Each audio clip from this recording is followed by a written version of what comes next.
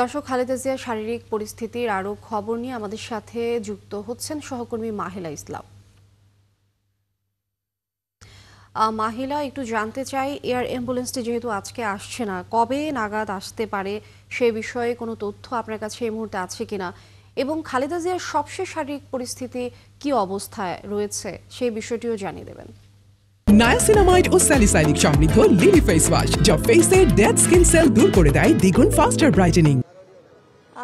Lenny, আপনাকে ধন্যবাদ। যেমনটি বলছিলেন, আজ আসলে এয়ার অ্যাম্বুলেন্স আসছে না, কিন্তু যদি বলি যে নতুন তথ্যর বিষয়, সেটি হচ্ছে গতকাল রাত 10টার পরেই কিন্তু বিএনপি চেয়ারপারসন বেগম খালেদা জিয়ার যে শারীরিক টেস্টগুলো হয়েছিল সেগুলো নিয়ে কিন্তু ডাক্তার জোবায়দা রহমানের সাথে তার যে দেশি বিদেশি মেডিকেল যে বোর্ড, সেই বোর্ডের কিন্তু একটি বৈঠক হয় এবং তারা কিন্তু বেশ অনেকক্ষণই সেই বিষয়টি নিয়ে আসলে আলাপ আলোচনা করে। তো আসলে যেহেতু সবশেষ শনিবার আমরা দলের পক্ষ থেকে ডাক্তার AZM জাহিদ হোসেনের পক্ষ থেকে একটি সংবাদ সম্মেলন পেয়েছিলাম। এই 3 দিন যেহেতু আমাদেরকে কোনো তথ্য দেওয়া হয়নি, আজ হয়তো বা গতকালের সেই রিপোর্টের পরিপ্রেক্ষিতে নতুন কিছু হয়তো আমাদেরকে জানানো হবে এবং তারপর হয়তো বা দল থেকে এটা প্রকাশ করা হবে যে বিএনপি চেয়ারপারসন বেগম খালেদা জিয়া আসলে আদৌ লন্ডনে যাচ্ছেন কিনা।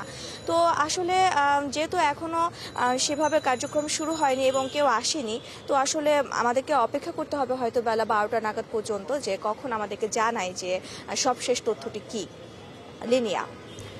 মাহিলা ইসলাম, আপনি যুক্ত থাকবেন এবং খবরাখবর রাখতে থাকুন আমাদের সঙ্গে, এবং আমরা নিশ্চয়ই যুক্ত হব পরবর্তী সংবাদ সংযোগে, বিস্তারিত তথ্য জানবো আপনার মাধ্যমে।